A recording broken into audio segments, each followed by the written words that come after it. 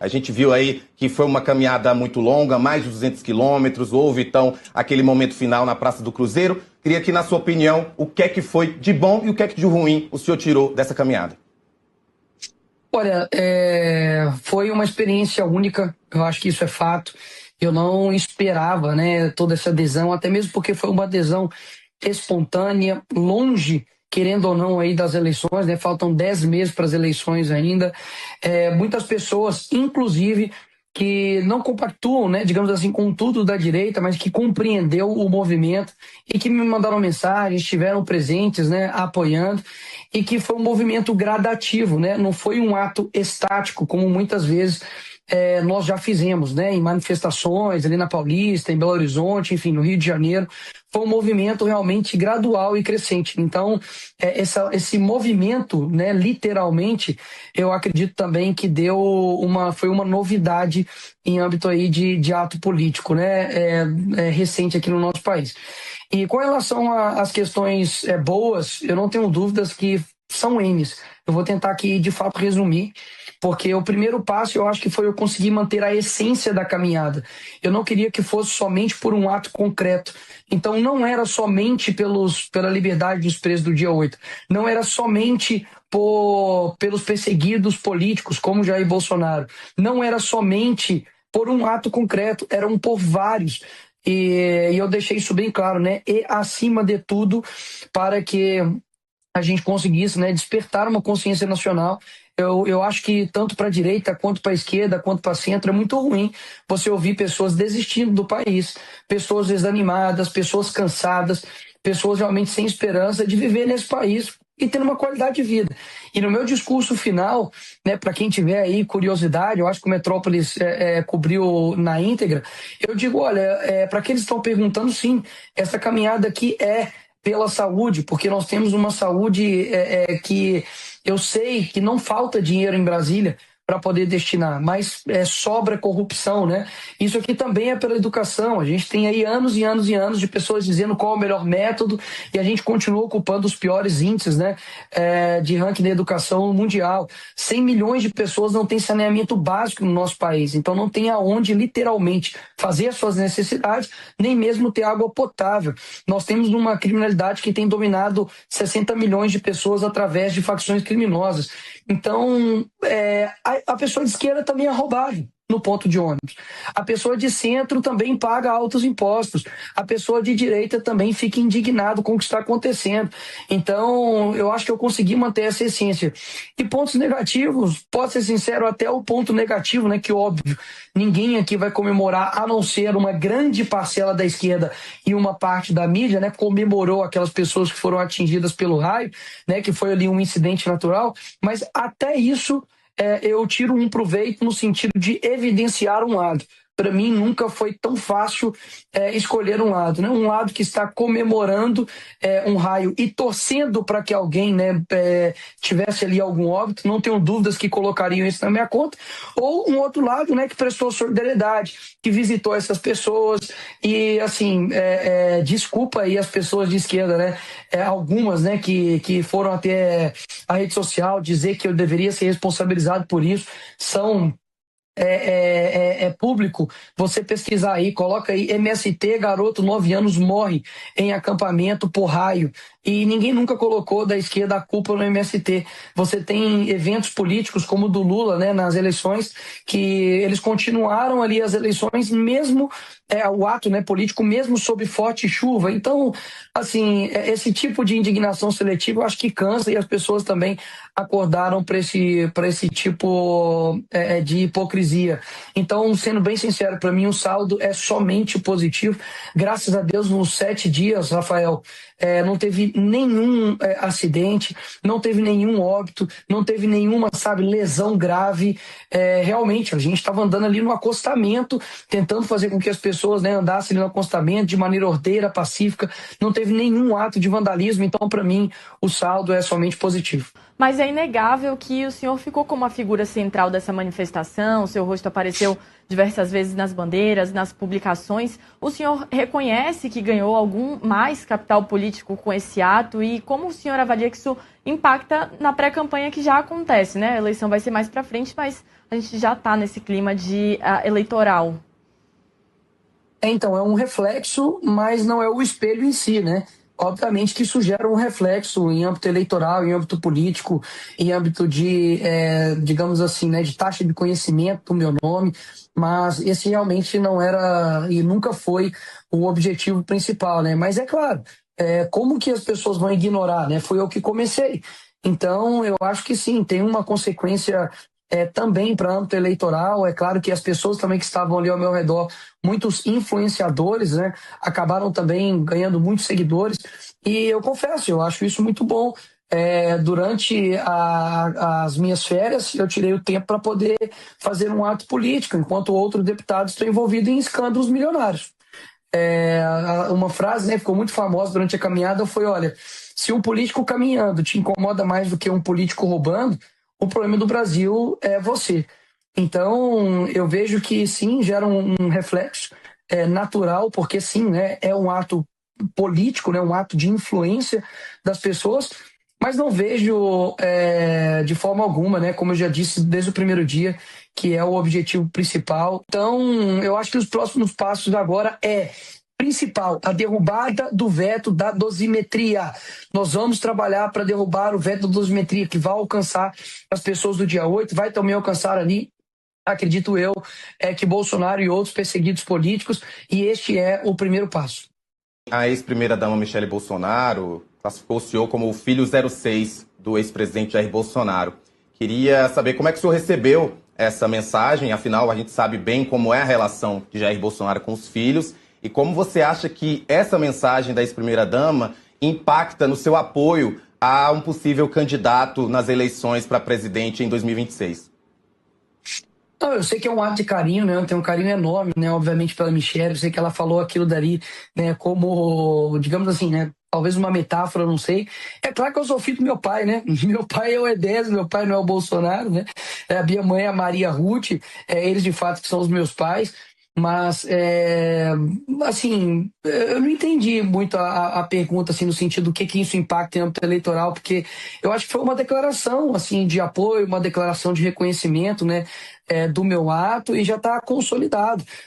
O líder da direita, assim como existe o líder da esquerda, o líder da direita, que é Jair Bolsonaro, decidiu que será Flávio Bolsonaro o candidato à presidência da República. Então, até aqui, para mim, é muito cristalino e não tem muito que se debater a respeito disso. O senhor, uma forma de declarar também seu apoio, dela trazer o senhor para a campanha de Flávio Bolsonaro? Eu acho que todo mundo, digamos assim, já está engajado nesse aspecto. Agora, o que muitas pessoas não compreendem é que, vou dar uma analogia, né, que a direita, assim como qualquer grupo político, ela é um corpo, no sentido de cada um tem uma função. Vai ter um que vai ser a boca, então ele vai falar mais, vai ter um que vai ser os olhos, vai ter um que ser o ouvido, vai ter um que ser a mão, enfim, eu acho que cada um tem um papel nisso. E o meu papel sempre é falar, digamos assim, para quem não concorda comigo. Muitas pessoas podem colocar em xeque essa estratégia, mas não pode negar os resultados, né? Eu acho que hoje eu consigo comunicar com muitas pessoas, fora até mesmo da direita. E isso não é porque eu sou um personagem, tá, pessoal? É porque eu sou assim. Eu me lembro da minha faculdade, eu conversava com... Eu lancei chapa, né, de DCE da PUC. Para quem acha que eleições é difícil, testa aí lançar uma chapa para DCE aí de alguma universidade. Você vai ver realmente como a esquerda é extremamente organizada, né? Mas eu lembro que eu lancei e eu perguntei pro cara da chapa, que era do PCdoB na época, né? Perguntei pra ele: e cara, assim, como que você se tornou de esquerda e tal? Ele falou: cara, eu me revoltei com a minha família e tudo, e eu virei comunista. Eu sempre fui o cara que quis ouvir o outro. Eu sempre fui o cara que sabe, eu acredito de que todo mundo tem um denominador comum para entender o mínimo. Sabe, é óbvio que existem coisas profundas de discussões políticas, de questões ideológicas, que eu deixo isso para quem realmente, digamos assim, se aprofunda nisso. Agora, poxa, Agora mesmo está rolando um escândalo de N locais, de INSS, de Banco Master, escândalo, digamos, de estatais, um monte de coisa. Você entende que não é uma luta contra, digamos, A e contra B? É uma luta, cara, contra criminosos e não criminosos. Então, assim, se você não entender isso, eu sempre sou o cara que eu vou insistir em te convencer de que, cara, deixa isso aqui um pouco de lado e vamos conversar. Vamos, sabe, entender isso aqui, porque eu acho que todo mundo está perdendo nisso. Cadê o dinheiro dos aposentados que foram roubados pelo INSS? Quem vai pagar tudo isso que, óbvio, gerou impacto, né, na Bolsa, gerou impacto nos bolsos do brasileiro com relação aos escândalos, né, do Banco Master? Quem está pagando a alta conta de desviar recursos, de ter deputado fazendo rachadinha, de ter filho de presidente ganhando mesadinha? Quem vai pagar por tudo isso? Quem que de fato está sendo prejudicado com isso? É você. Então, assim, você pode discordar, né, do meu rosto aqui, não gostar de mim, do jeito que eu falo, do jeito que eu abordo, mas, cara, foca na mensagem. Eu sempre fui este cara, na minha escola, na minha faculdade, sem antes de ter seguidor, sabe, sem antes de, enfim, ser conhecido, eu sempre fui esse cara. Eu me recordo, por exemplo, na CPMI do dia 8, que vários ali que estavam da direita estavam fazendo acusações muito sérias contra o fotógrafo da Reuters. E eu falei assim, galera, o cara não tem nada a ver com isso, vocês sabem, né? Ele é um fotógrafo, ele estava fotografando. Estão botando a culpa nele, colocando como se ele fosse, sei lá, um esquerdista. E até mesmo se esse fotógrafo fosse de esquerda, cara, e daí? Ele estava cumprindo o papel dele. E durante a caminhada, eu conversei isso com uma fotógrafa, se eu não me engano, era da Folha de São Paulo. E eu falei isso com ela também, falei, eu vi um outro também que estava tentando fotografar e a galera tava, tipo assim, um ímpeto muito grande, né, de fazer ali a coisa dar certo. Então, pô, já eram mais 100 quilômetros andados, o pessoal começou a chegar, mas eu vi que ele tava com a dificuldade de tirar foto, falei, galera, abre, deixa o cara trabalhar, deixa o cara fazer, sabe, o trabalho dele. Então, eu sou assim. Então, eu acho que a direita, ela precisa compreender que cada um tem uma forma, não existe um formato, uma forma perfeita do este é o político que todo mundo deve seguir. E eu também concordo que cada um tem que ser diferente mesmo. E as nossas diferenças que nos tornam iguais. Que bom que tem pessoas que não concordam comigo. Que bom que tem pessoas que o Instagram é diferente do meu. Que bom que tem pessoas que vão alcançar pessoas que eu não alcanço. E para mim tá tudo bem. Eu concordo em discordar. E eu acho que é isso que a gente precisa, enfim, trabalhar, porque realmente de cada dia mais eu vejo que as pessoas estão cansadas de gente que, enfim, milita cegamente somente por um lado e não tem uma consciência e uma honestidade intelectual aí com a verdade. O senhor vai pretende visitar ele na Papudinha, visitar o ex-presidente Jair Bolsonaro? Olha, eu não sei se eu consigo, né? Da última vez eu fiz o pedido para poder ir lá visitar. O Alexandre de Moraes ignorou por uns 3 meses. Mas sim, se houver a possibilidade de visitá-lo, eu vou querer sim trocar uma ideia com ele. O Bolsonaro, cara, você pode não gostar dele, mas para a resenha, ele é o melhor cara do mundo para sentar e trocar uma ideia. Ele realmente é incancelável nesse sentido. Ele é um cara muito bom de conversar e eu quero sim trocar uma ideia dele, se possível. Então, eu queria saber de você qual que é o projeto substantivo que a direita teria diferente da esquerda para 2026. Obrigado, Felipe. Obrigado aí pela pergunta. Também é um prazer estar aqui. Eu acho o seguinte, eu acho que o primeiro projeto de campanha que qualquer deputado deva ter deve ser o alcance pela verdade. Porque eu vi a sua ideia aí, achei muito válido que você falou a respeito, né, da divulgação de quem será os ministros do STF caso um presidente ganhe, mas nada disso adianta, Felipe, se não houver verdade. Se você pega aí as eleições de 2022, o Lula afirmou com todas as letras e foi uma promessa dele de que ele não colocaria amigo no STF. E o que ele fez foi ao contrário, ele indicou 2, inclusive um deles é ex-advogado dele, com relação aos sigilos, né? Disse que acabaria com o sigilo ali do Bolsonaro e acabou aplicando o sigilo nele próprio, inclusive em uma reunião dele com o dono do Banco Master ali no Planalto, né? Ou não, uma reunião sigilosa, né? Aí com o Alexandre de Moraes para tratar sobre este caso específico. Então, eu vejo que as pautas, obviamente, elas importam, elas precisam ser pautas eficazes, mas, acima de tudo, tem que ser uma pauta verdadeira e mostrar para as pessoas a viabilidade disso. Não adianta nada chegar e falar, vamos colocar o pobre no orçamento, Se, poxa, nós temos uma dívida trilionária, para que você vai prometer isso se você não vai cumprir? Eu acho que há um ponto focal aí, que aí sim, eu vejo mais a direita combatendo isso, que é o combate à criminalidade, ao crime organizado. Como eu disse aqui, hoje tem 60 milhões de pessoas que estão abaixo de ordens de facções criminosas. Então, eu acho que esse é um ponto assim principal assim, nenhuma estatal hoje, praticamente, Correio está quebrado, poxa. Assim, muitas vezes, não é querendo puxar a sardinha aqui para a direita, mas quero só falar aqui alguns fatos, porque eu sei que ambos os lados têm erros, tiveram falhas, tá? As minhas críticas, até mesmo a própria direita, não é pelo que fez, mas muito do que pelo que não fez, mas é inegável. Você tem resultados econômicos ainda numa pandemia de superávit. Foram, se eu não me engano, 152 bi que foi deixado em caixa no verde, e no primeiro ano a gente já teve déficit primário no governo Lula. Então, assim, eu gostaria muito, real, de que as pessoas elas olhassem para o plano de governo com uma forma muito mais séria do que somente, digamos assim, o marketing, porque o que eu sinto, isso foi inclusive uma aula que eu vi do padre Paulo Ricardo, que ele disse, olha, sabe por que antigamente chamavam-se os reis de excelência? Porque eles eram excelentes em algo, né?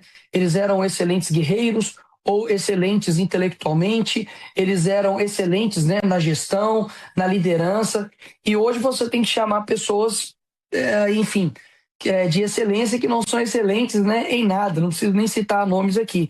Então, hoje, a virtude ela foi deixada de lado no âmbito da campanha eleitoral, e o que mais se vale é o marqueteiro. Então, a virtude foi deixada de lado. E isso é culpa de quem? Isso é culpa de quem elege.